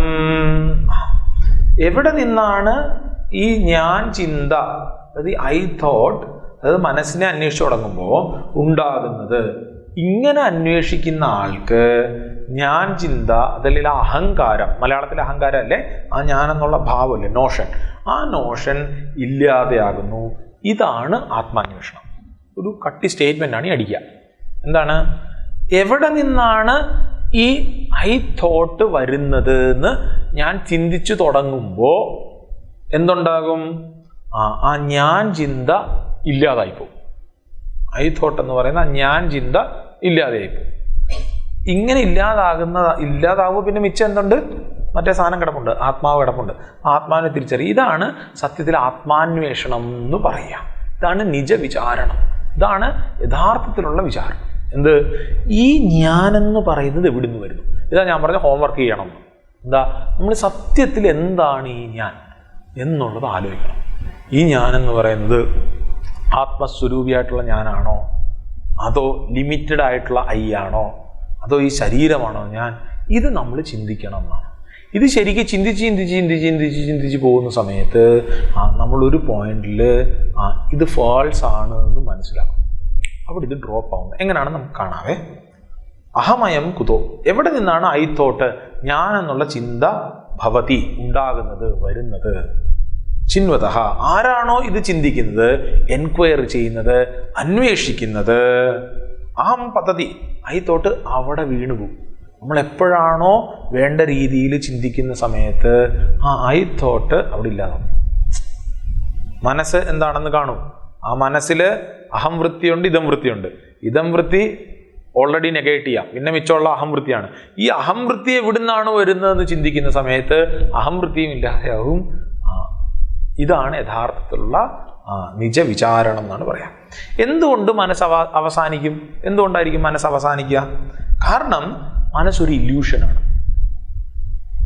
ഒരു ഇല്യൂഷൻ ആയതുകൊണ്ട് തന്നെ അത് പെർമനൻ്റ് അല്ല, ഉറപ്പായിട്ടും തീരും. നമ്മൾ നേരത്തെ കണ്ടായിരുന്നു അല്ലേ, മനസ്സ് സത്യവുമല്ല അസത്വമല്ല, പിന്നെ മിഥ്യയാണ് എന്ന് കണ്ടിട്ടുള്ളത് കൊണ്ട് തന്നെ ഇത് അവസാനിക്കുമോ? മനസ്സ് തീർച്ചയായിട്ടും അവസാനിക്കും. കൃത്യമായിട്ടുള്ള മരുന്ന് കൊടുത്താൽ മനസ്സ് അവസാനിക്കും. ഓക്കെ, എന്താണ് മനസ്സ് എന്നത് ശരിക്കും എന്താണ് മനസ്സ് എന്നുള്ള ചോദ്യം സത്യത്തിൽ ഞാൻ ആരാണ് എന്ന ചോദ്യം തന്നെയാണ്. ശ്രദ്ധിച്ചോണേ സാധനം. നമ്മൾ കേട്ടില്ലേ, ഹു ആം ഐ, അങ്ങനെ ചോദിക്കൂ, നീ ആരാണ് എന്നുള്ള ചോദ്യം ചോദിക്കുമെന്ന് പറയത്തില്ലേ. സത്യം പറഞ്ഞാൽ അതിനെ വേറൊരു രീതിയിൽ നമ്മൾ പരിചയപ്പെടുകയാണ്. എന്താണ് ഈ മനസ്സ് എന്നുള്ളതുകൊണ്ട്. കാര്യം നമ്മളിപ്പം വളരെ സ്ട്രോങ് ആയിട്ട് ഐഡൻറ്റിഫൈ ചെയ്തേക്കുന്നത് എന്താണ്? നമ്മുടെ മനസ്സുമായിട്ടും മനസ്സുവഴി ശരീരവും ബുദ്ധിയെല്ലാമായിട്ടാണ്. അപ്പം ഞാൻ എന്ന് പറയുമ്പോൾ ഈ ക്ലാസ് എടുക്കുന്ന സമയത്ത് പോലും എൻ്റെ അജ്ഞാനം കൊണ്ട് ഞാൻ ഐഡൻറ്റിഫൈ ചെയ്ത് നിൽക്കുന്നത് എന്തിലാണ്? എൻ്റെ മനസ്സുമായിട്ടാണ്. ഓക്കെ, സത്യത്തിൽ ഞാൻ ഈ മനസ്സെന്താണ് എന്നത് എൻക്വയറി ചെയ്യുമ്പോൾ അതിൻ്റെ ഉത്തരം എന്നറിയോ? ഞാൻ സത്യത്തിൽ ആരാണ് എന്നതിൻ്റെ ഉത്തരമാണ് വരിക. രസകരമായിട്ടുള്ളൊരു തമാശയുണ്ട്. ഈ തമാശ മനസ്സിൽ വെച്ചിട്ട് ഇതൊന്ന് ചിന്തിച്ചറിയാം. അതായത് ഒരാൾ ജയിലിലായി. കുറേ നാൾ കഴിഞ്ഞപ്പോൾ അയാളുടെ ഒരു കാലിൽ ഷുഗർ കയറിയിട്ട് അത് ആംബ്യൂട്ട് ചെയ്ത് കളയേണ്ടി വന്നു. ആംബ്യൂട്ട് ചെയ്ത് കളഞ്ഞു. അത് കഴിഞ്ഞപ്പോഴത്തേക്ക് അയാളുടെ രണ്ടാമത്തെ കാല് ആംബ്യൂട്ട് ചെയ്ത് കളയേണ്ടി വന്നു, ഷുഗർ കാരണം കളഞ്ഞു. അത് കഴിഞ്ഞപ്പോൾ അയാളുടെ കൈക്ക് എന്താണ് പ്രശ്നമായിട്ട് അത് മുറിച്ച് കളയേണ്ടി വന്നു. ഇങ്ങനെ മുറിച്ച് കളഞ്ഞപ്പോൾ മറ്റേ കൂടെ ഉള്ള ജയിൽ പുള്ളി ചോദിച്ചു, ഇതന്നെ താൻ പാർട്ടായിട്ട് വെളിയിൽ ഇറങ്ങാനുള്ള പ്ലാനാണെന്ന്. മനസ്സിലായില്ലേ? ഇതങ്ങനെ ഇറങ്ങാൻ പറ്റുമോ? പറ്റത്തില്ല. അതായത് ഈ കൈയും കാലും ഒക്കെ മുറിഞ്ഞു പോയാലും ആ യഥാർത്ഥത്തിലുള്ള അയാൾ ഈ കയ്യോ കാലോ ഒന്നുമല്ല എന്ന് നമുക്കറിയാം. മനസ്സിലായില്ലേ? അപ്പോൾ എന്താണ് എന്നുള്ളതാണ് നമ്മൾ ചിന്തിക്കേണ്ടത്. അത് നമ്മുടെ മനസ്സാണോ? അല്ല, മനസ്സല്ല. കാര്യം മനസ്സിനെയും എനിക്ക് നോക്കി കാണാൻ പറ്റുന്നുണ്ട്. അപ്പോൾ സത്യത്തിൽ എന്താണ് ഞാൻ? ഈ രീതിയിലാണ് ചിന്ത വരേണ്ടത്. ഇതേ കണക്ക് മനസ്സിനെ ഇപ്പം നമ്മൾ കൈ കാല് മുറിച്ചത് കണക്ക് മനസ്സിനെ ഇപ്പം രണ്ടായിട്ട് മുറിച്ച് വെച്ചിരിക്കുക. എന്താണ് മറ്റേ ഇതം വൃത്തിയും അഹം വൃത്തിയും എന്ന് മാറ്റി വെച്ചിട്ട് ഇതം വൃത്തിയെ നമ്മൾ ജയിലിൽ നിന്ന് പുറത്തിറക്കി. ഇനി അഹം വൃത്തി മാത്രമുണ്ട്. ഇതിൽ എൻക്വയറി ചെയ്ത് കഴിയുമ്പോൾ കുറച്ച് കഴിയുമ്പോൾ ഇത് ഒന്നുമില്ലാത്ത ഒന്നാണ് എന്നത് മനസ്സിലാക്കുന്നതാണ്. ഓക്കെ, എവിടെ നിന്നാണ് ഈ ഐ ചിന്ത വരുന്നത് അല്ലെങ്കിൽ ഐ തോട്ട് വരുന്നത് എന്ന് നമ്മൾ നോക്കിക്കഴിഞ്ഞാൽ അതുമില്ലാതെയാകും. അതാണ് ആത്മവിചാരം എന്നാണ്. ഓക്കെ, നമുക്ക് മനസ്സിനെ ഇപ്പം ഇതുവരെ കണ്ടത് വെച്ചിട്ട് അഹം വൃത്തിയിലേക്ക് ചുരുക്കാം. ഓക്കെ, ഇതം വൃത്തി മാറിക്കൊണ്ടിരിക്കുന്നത് കാരണം അതിനെ നമ്മൾ പിടിക്കുന്നില്ല. അഹം വൃത്തിയിലേക്ക് ചുരുക്കാം. ഓക്കെ, പക്ഷെ ഓർത്തോണം, എല്ലാ ഇതം വൃത്തിയുടെയും ബേസ് ആയിട്ട് എപ്പോഴും ഈ അഹം വൃത്തി ഉണ്ടായിരിക്കും. ഓക്കെ, ഈ അഹമാണ് മനസ്സ് എന്ന് തിരിച്ചറിയൂ. അപ്പോൾ അഹം എന്തെന്നറിഞ്ഞാൽ അഹം എന്താണെന്ന് അറിയണമെങ്കിൽ മനസ്സിനെ പഠിച്ചാൽ മതി, അല്ലെങ്കിൽ മനസ്സിനെ പഠിച്ചാൽ അഹം എന്താണെന്ന് അറിയാം, അല്ലെങ്കിൽ അഹത്തിനെ പഠിച്ചാൽ മനസ്സെന്താണെന്ന് അറിയാം. ഇതാണ് നമ്മളുടെ എൻക്വയറിയുടെ ഒരു രീതി പോവുക. ഓക്കെ, സത്യത്തിൽ ചിന്തിക്കണം. ഞാനിത് വെറുതെ പറഞ്ഞു വിടത്തേ ഉള്ളൂ. ക്ലാസ് തീരാറായി. നിങ്ങളിത് ചിന്തിച്ചിട്ടായിരിക്കും അടുത്ത മാസം നമ്മൾ ക്ലാസ്സിന് വരിക. ചിന്തിക്കണേ, ഇല്ലെങ്കിൽ അടുത്ത മാസം ഇതേ കണക്കെ ഇരിക്കും. എന്താ സംഭവം ഞാൻ പറഞ്ഞുതരാം. സത്യത്തിൽ ഈ ഐ തോട്ട് എന്ന് പറയുന്നത് നമ്മുടെ BMIയുടെ ഭാഗമാണോ എന്നുള്ളതാണ്. അതായത് ഞാൻ എന്ന് പറയുന്നത് സത്യത്തിൽ ഞാൻ ശരീരമാണോ മനസ്സാണോ ബുദ്ധിയാണോ എന്നുള്ളത് ചിന്തിക്കണം. അതേപോലെ ഇനി ഈ ഞാനെന്ന് പറയുന്നത് സത്യത്തിൽ ആ കോൺഷ്യസ്നെസ്സിൻ്റെ ഭാഗമാണോ എന്നുള്ളതുമാണ്. ഇതെങ്ങനെ ചിന്ത വരുന്നതെന്ന് വെച്ചാൽ രസകരമാണ്. നമ്മളിപ്പോൾ നമ്മളെ നോക്കിക്കാണുന്നത് എങ്ങനെ ലിമിറ്റഡ് ആയിട്ടാണ്. ഇവിടെ ഇരിക്കുന്നവരാരെങ്കിലും, ഞാൻ ഉൾപ്പെടെയുള്ള ആൾക്കാർ ആരെങ്കിലും അൺലിമിറ്റഡ് ആയിട്ട് നമ്മളെ കാണുന്നുണ്ടോ? ഇല്ല. നമ്മുടെ അനുഭവം അങ്ങനെയാണ് അല്ലേ? അതായത് നമ്മൾക്കെല്ലാം എന്തോ പരിമിതിയുണ്ട്. ഇവിടെ പ്രസംഗിക്കുന്ന ആൾക്കാരെങ്കിലും ഉണ്ടോ? പ്രസംഗിക്കുമോ? ഇല്ല, ഭാഗ്യം. ഇവിടെ വന്നിന്ന് സംസാരിച്ചേ എന്ന് പറയുന്ന സമയത്ത് പ്രസംഗിക്കാൻ പേടിയുള്ള ആൾക്കാർക്കൊരു പേടി വരും. ഞാനെന്നാണ് പറയുന്നത്, ഞാനെന്ന് പറഞ്ഞിട്ടും എനിക്കവിടെ പ്രസംഗിക്കാനുള്ളൊരു പേടിയുടെ ലിമിറ്റേഷൻ വരികയാണ്. സത്യത്തിൽ ഞാൻ ആ ആത്മാവാണ് എങ്കിൽ, അപരിമേയനായിട്ടുള്ള എല്ലാം നിറഞ്ഞവനായിട്ട് ആത്മാവാണെങ്കിൽ എനിക്ക് ആ ലിമിറ്റേഷൻ ഫീൽ ചെയ്യേണ്ട കാര്യമില്ല. ഞാനെന്ന് പറഞ്ഞുകൊണ്ട് ഞാൻ ഈ ലിമിറ്റേഷനിൽ നിൽക്കുകയാണ്. അതല്ലെങ്കിലോ ചില ആൾക്കാർ വിചാരിക്കുന്നത് എന്താ, ഞാൻ ഈ BMIയുടെ ഭാഗമാണ് എന്നാ. ഞാനെന്ന് പറയുന്നത് അവർ പറയുന്നത്, കൂടുതൽ ആൾക്കാർ നമ്മളെല്ലാവരും പറയുന്നത് എന്താണ്, ആ BMIയുമായിട്ട് ചേർന്നിട്ടാണ്. BMI എന്ന് പറഞ്ഞാൽ ബോഡി മൈൻഡ് ഇൻ്റലക്ട്, അതുമായിട്ട് ചേർന്നിട്ടാണ്. നമ്മളെല്ലാവരും പേരെന്താ, സുധീർ ചൈതന്യ. ആണാണോ പെണ്ണാണോ? ആണാണ്. ഓക്കെ, ബ്രഹ്മചാരിയാണ്, ബുദ്ധിയുള്ള ആളാണ്, ഓക്കെ, നല്ല ആളാണ്. ഇതൊക്കെ പറയുന്നത് എന്തുമായിട്ടാ? ഈ BMI ആയിട്ട് ചേർന്നിട്ടാണ്. നമ്മൾ ആലോചിക്കേണ്ടത് ഹോംവർക്ക് എന്താണ് ശരിക്കും ഈ ആത്മാവ് എന്ന് അല്ലെങ്കിൽ ഈ ഐ തോട്ട്, എൻ്റെ ഈ ഞാനെന്നുള്ള നോഷൻ ഉണ്ടല്ലോ, sense of doership, sense of enjoyership, ഞാനിതൊക്കെ സ്വീകരിക്കുന്നു. ഈ സെൻസ് ഓഫ് ആ ഒരു അഹംഭാവം, മലയാളത്തിലുള്ള അഹംഭാവമല്ല, ഞാനെന്നുള്ള ഭാവം സത്യത്തിൽ BMIയിൽ നിന്ന് വരുന്നതാണോ അതോ സത്യത്തിൽ കോൺഷ്യസ്നെസ്സിൽ നിന്ന് വരുന്നതാണോ? ഇതാണ് നമ്മൾ ആലോചിക്കേണ്ടത്. എന്താണ്, സത്യത്തിൽ ഇത് BMIയിൽ നിന്ന് വരുന്നതാണോ അതോ സത്യത്തിൽ കോൺഷ്യസിൽ നിന്ന് വരുന്നതാണോ? ഒരു ഉത്തരം ഇത് രണ്ടിൽ നിന്നും അല്ല വരുന്നത്, നമ്മുടെ അറിവില്ലായ്മയിൽ നിന്നാണ് ഇത് വരുന്നതെന്നാണ്. ഞാൻ തെറ്റിദ്ധരിക്കുകയാണ് എന്ത്, ഞാൻ ഇതാണ് എന്ന്.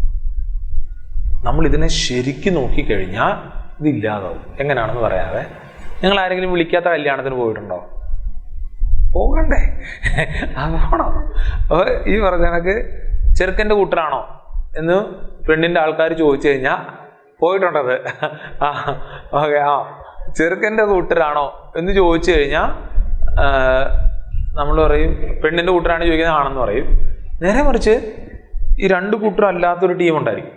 അപ്പോൾ ഇവർ രണ്ടും കൂടാണ് വന്നിട്ട് നമ്മളൊക്കെ ചോദിക്കുന്നത്, ചെറുക്കൻ്റെ കൂട്ടരാണോ?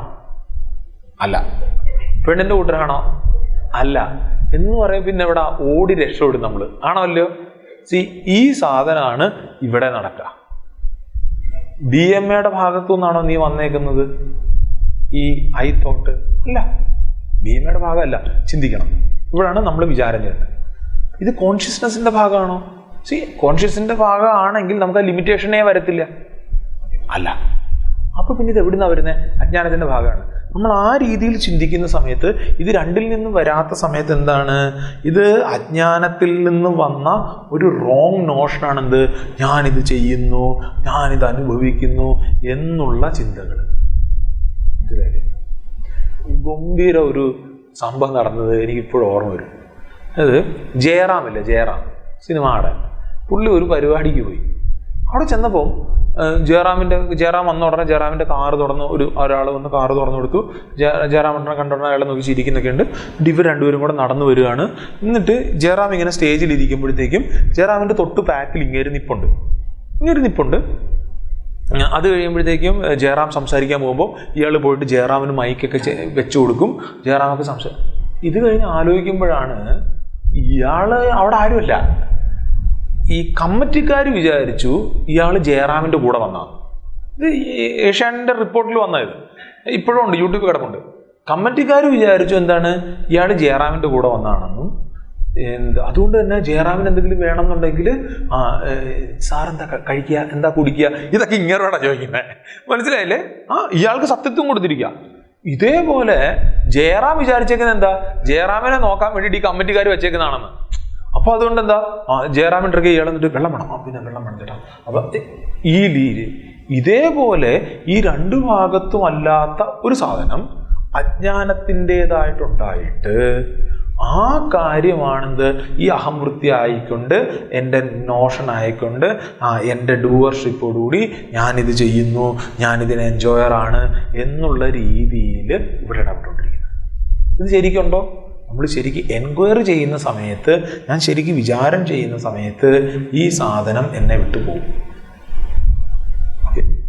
എല്ലാത്തരം ഇടപെടലുകൾക്കും കാരണം ഈ അഹങ്കാരമാണ്. കൃത്യമായി അന്വേഷിക്കുമ്പോൾ ഇത് ഇല്ലാതെയാകും. കൃത്യമായിട്ട് അന്വേഷിക്കണം. അങ്ങനെയാണെങ്കിൽ ഇത് ഇല്ലാതാകും. ശ്രദ്ധിക്കുക, അഹങ്കാരത്തിന് പറയാൻ പറ്റത്തില്ല എന്താണ്, ഞാൻ ഈ BMA രണ്ടിനെയും കൂടെ ആണെന്ന് പറയാൻ പറ്റത്തില്ല. അങ്ങനെ പറ്റില്ല, പോസിബിൾ അല്ല. അതായത് ഇന്നലെ നമ്മൾ പറഞ്ഞൊരു ഉദാഹരണമില്ലേ, ടോർച്ചിൻ്റെ ലൈറ്റ് അടിക്കുന്ന സമയത്ത് ഈ ലൈറ്റിൻ്റെ സ്രോതസ്സും എനിക്കാകാൻ പറ്റത്തില്ല, ആ തെളിയുന്ന ആ ഒരു ഒബ്ജക്റ്റും എനിക്ക് രണ്ടും കൂടെ ഒരുമിച്ച് ആകാൻ പറ്റത്തില്ല. ഓക്കെ, അപ്പം നമ്മൾ ഈ ഐത്തോട്ട് ഞാനെന്നുള്ള എൻ്റെ ഈ ഭാവം ഉണ്ടല്ലോ, ഈ ഞാനെന്നുള്ള ഭാവം കോൺഷ്യസ്നെസ്സിൻ്റെയും BMAയുടേതും കൂടെ ഒരുമിച്ചാകാൻ പറ്റത്തില്ല. ഇതിൻ്റെ രണ്ടിൻ്റെ സെപ്പറേറ്റ് ആയിട്ടും പറ്റത്തില്ല. നമ്മളെ വിചാരം ചെയ്താൽ മനസ്സിലാവും. അങ്ങനെ നോക്കുന്ന സമയത്ത് ഇത് ഉണ്ടായേക്കുന്നൊരു ഗ്യാസ് മാത്രമാണ് എന്ന് മനസ്സിലാവും. ഗ്യാസ് പോലും അല്ല. ഓക്കെ, അപ്പോൾ സാധാരണ ഈ അഹങ്കാരം subject and object same time ആകും. സാധാരണ രീതിയിൽ അഹങ്കാരം അങ്ങനല്ലേ, ഞാൻ അറിയുന്നു, എന്നെ ഞാൻ അറിയുന്നു. അങ്ങനെ പറ്റില്ല. അങ്ങനെ പറ്റുന്ന സമയത്ത്, അതായത് ആ ടോർച്ചിൻ്റെ വെളിച്ചം. അപ്പം അഹങ്കാരം സത്യം പറഞ്ഞാൽ ഒരു കെട്ടാണ്, കൺകെട്ടാണ്, നോട്ടാണ്. ഇതിനെയാണ് ഇവർ ചിത് ജഡ ഗ്രന്ഥി എന്നൊക്കെ ടെക്നിക്കലി പറയും. ചിത്തിനെയും ജഡത്തിനെയും കൂടെ കൂട്ടിക്കെട്ടുന്നതായിട്ടുള്ള ഗ്രന്ഥിയാണെന്ത്, ഈ ഐനോഷൻ. ഞാനെന്നുള്ള ഭാവമാണ് സത്യത്തിൽ ആ ചിത്തിനെയും അതേപോലെ ഈ ജഡത്തിനെയും കൂടെ കൂട്ടിക്കെട്ടുന്നത്. ഒന്നുകൂടെ ഒന്ന് കറങ്ങി അടിച്ച് വന്നാൽ, സമ്മറൈസ് ചെയ്താൽ തീർത്തുകൂടാ. ഇത് ഇന്നിൽ തീർത്തില്ലെങ്കിൽ ഞാൻ അടുത്ത ക്ലാസ് ഇത് ആദ്യം തൊട്ട് പറയേണ്ടി വരും. അതുകൊണ്ടാണ്. ഓക്കെ, അതായത് നമ്മുടെ മനസ്സ് എന്തിൻ്റെ പ്രൊഡക്റ്റാണ്? നമ്മുടെ മനസ്സ് നോൺ അറ്റൻഷൻ്റെ പ്രൊഡക്റ്റാണ്. ഞാൻ നന്നായിട്ട് ശ്രദ്ധിച്ചാൽ ഈ മനസ്സെന്ന് പറയുന്നൊരു സാധനം പൊങ്ങി വരില്ല. ഓക്കെ, കൃത്യമായി ശ്രദ്ധിച്ചിരുന്നെങ്കിൽ ഈ മനസ്സ് ഉണ്ടാവില്ല. ഞാൻ എന്നുള്ള ചിന്തയാണ് ഈ ലോകത്തിനെ തന്നെ നിലനിർത്തുന്നത്. അഹംവൃത്തി എന്നത് നമ്മുടെ BMAയോടുള്ള ഒരു താതാത്മ്യമാണ്. സത്യത്തിൽ ഞാൻ ആരാണെന്ന് ചോദിച്ചാൽ നമ്മളിപ്പോൾ BMAയുമായിട്ട് താതാത്മ്യം ചെയ്തിട്ടാണ് പറയാം. പക്ഷെ സത്യത്തിൽ ഞാൻ അതാണോ? അല്ല. സത്യത്തിൽ ഞാൻ അതല്ല. ഇത് മാറിക്കൊണ്ടിരിക്കുന്നതാണ്. ഓക്കെ, അപ്പം ഇത് നമ്മൾ മനസ്സിലാക്കണം. BMA എന്ന് പറയുന്നത് ഒബ്ജക്റ്റാണ്, I എന്ന് പറയുന്നതാണ് സബ്ജക്റ്റ്. മനസ്സിലായില്ലേ? ഈ ശരീരം, ഇത് ആണിൻ്റെ ശരീരമാണെന്ന് ഞാനിത് പറയുന്നുണ്ടെങ്കിൽ ഇത് ആരാ? ഞാൻ ആണിൻ്റെ, ഇത് എൻ്റെ ശരീരമാണെന്നല്ലേ പറയുന്നത്. ഈ എൻ്റെ എന്ന് പറയുന്നത് എന്തിൻ്റെയാണ്? ആ ലിമിറ്റേഷനിൽ നമ്മൾ വീണു പോകാൻ പാടില്ല എന്നാണ്. ഓക്കെ, ഈ അഹംവൃത്തി എന്താണെന്ന് ശരിക്ക് ഞാൻ ചികഞ്ഞു നോക്കുന്ന സമയത്ത്, ആരാണ് ഞാൻ എന്ന് ചോദിക്കുന്ന സമയത്ത്, കൃത്യമായിട്ട് അഹംവൃത്തി അല്ലെങ്കിൽ ആ മനസ്സിനെ എൻക്വയറി ചെയ്ത് പോകുന്ന സമയത്ത് നമുക്ക് ഉത്തരം കിട്ടും. ഞാൻ ആരാണ് എന്നതിൻ്റെ ഉത്തരം. അതുകൊണ്ടാണ് ഞാൻ തുടങ്ങിയപ്പോൾ പറഞ്ഞ എന്താണ്, ഞാൻ ആരാണ് എന്ന ചോദ്യത്തിൻ്റെ = എന്താണ് അഹംവൃത്തി, എന്താണ് മനസ്സ് എന്ന് വരുന്നത്. ഓക്കെ, എനിക്കറിയാം കുറച്ച് പുകയൊക്കെയാണ്. ഏറ്റവും സിമ്പിളായിട്ട് പറഞ്ഞാൽ എന്താണ്, രമണ മഹർഷി പറയുക, എവിടെ നിന്നാണ് ഞാൻ എന്നുള്ള ചിന്ത വരുന്നത് അത് നോക്കിയാൽ ഓക്കെ ആ ചിന്ത ഇല്ലാതെയാവും. അതായത് ഞാനിപ്പോൾ തെറ്റിദ്ധരിച്ചിരിക്കുന്നതായിട്ടുള്ള എല്ലാ കാര്യങ്ങളും ഞാൻ ശരിക്കൊന്ന് ആലോചിച്ചാൽ ഇല്ലാതെയാവും. ഇതാണ് എന്ത്, ആത്മാന്വേഷണം. ഇപ്പം നമ്മളൊക്കെ തെറ്റിദ്ധരിച്ചിരിക്കുന്നത് എന്താണ്? ഞാൻ ഈ ശരീരമാണ്, മനസ്സാണ്, ബുദ്ധിയാണ് എന്നുള്ളതാണ്. ഈ ഞാൻ ഇത് അനുഭവിക്കുന്നു, ഞാനിത് എൻജോയ് ചെയ്യുന്നു എന്നുള്ളതാണ്. ഓക്കെ, ഇതിനെ ഞാനൊന്ന് എൻക്വയറി ചെയ്താൽ, വേണ്ട രീതിയിൽ ആലോചിച്ചാൽ സത്യമായിട്ടുള്ള കാര്യം എനിക്ക് തെളിഞ്ഞു വരും. അതാണ് ആത്മാന്വേഷണം. ബാക്കി നമ്മൾ അടുത്ത ക്ലാസ്സിൽ കാണാം. ഓം പൂർണ്ണമതഃ പൂർണ്ണമിദം പൂർണ്ണാത് പൂർണ്ണമുദച്യതേ പൂർണ്ണസ്യ പൂർണ്ണമാദായ പൂർണ്ണമേവാവശിഷ്യത്തെ. ഓം ശാന്തി ശാന്തി ശാന്തി. ഹരി ഓം ശ്രീ ഗുരുഭ്യോ നമഃ. ഹരി ഓം.